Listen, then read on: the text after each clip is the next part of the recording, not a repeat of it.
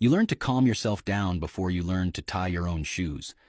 While other kids ran to their parents with their tears, you already knew better to handle it yourself. Nobody taught you this in words. Life taught you. This is called parentification. When a child takes on the role of an adult too early, often emotionally caretaking their own parents instead of being cared for by them. Sometimes this looks dramatic. A child literally cooking for younger siblings, or calming a parent down after a fight. But often it's much quieter. A child who simply learned not to show emotions, because the house already had too many emotions from the adults in it. And it leaves traces you might not recognize for years, because by now, they've just become your personality. First, you feel guilty just for resting. Not because you're lazy, but because in childhood, rest felt like a luxury you couldn't afford until someone around you was okay. Your body still doesn't fully believe that you can just lie there, doing nothing, and remain safe. Even on vacation, part of you is scanning for something to improve, organize, manage. Complete stillness feels strange, almost suspicious, like a calm before something. Second, you choose partners who need saving. You unconsciously seek out people in crisis, not because you love drama, but because managing someone else's chaos is the only form of closeness you learned as a child. Calm, stable relationships sometimes feel boring to you, or suspicious. Like there must be a catch somewhere. You might even feel a flicker of disappointment when a partner doesn't need rescuing. Because if they're not in crisis, what's your role in this relationship then? You never learned to exist in a partnership simply as an equal, without a function to perform. Third, it's hard for you to ask for help, even when you're drowning. You got used to holding everything together on your own. Asking for help means admitting that the role you've played your whole life has suddenly become too heavy to carry. And admitting that feels scarier than just quietly suffering through it. Even when someone directly offers help, your first reaction is often, "No, I'm fine, I've got it."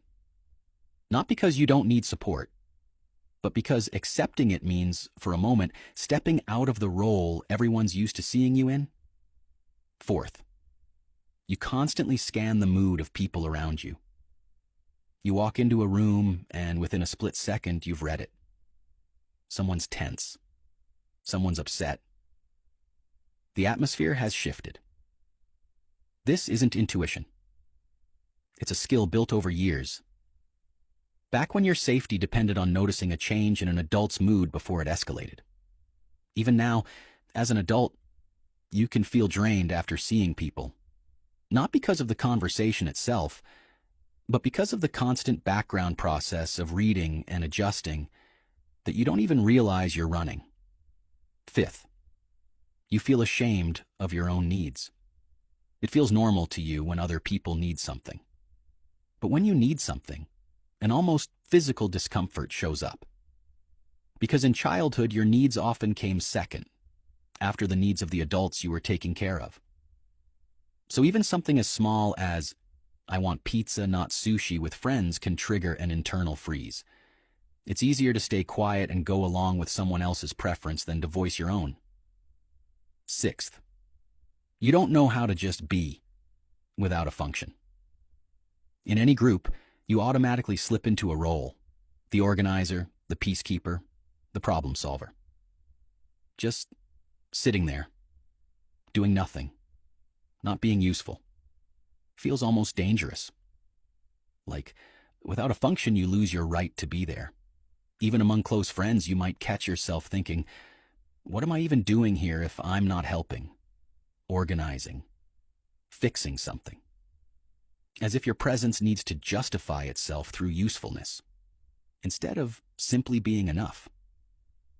Seventh, you're afraid that if you stop controlling everything, it will all fall apart. This isn't always about perfectionism. Often it's a literal physical fear because in childhood, when you didn't stay on top of things, the consequences were real. So letting go of control now feels like becoming that small child again, the one who had to hold everything together alone. Delegating something to someone else, even something small, can trigger disproportionate anxiety. Not because you don't trust that specific person, but because part of you still believes, if I don't personally oversee this, something bad will happen. Eighth, it's hard for you to receive care from others. When someone takes care of you, discomfort shows up, almost suspicion. You're used to being the one who gives, not the one who receives. Accepting care means admitting a vulnerability you were rarely allowed to show as a child. So you might immediately redirect the conversation back to them. But how are you really? Not out of politeness, but because being the center of someone else's care feels uncomfortable on a cellular level. Now here's what matters most.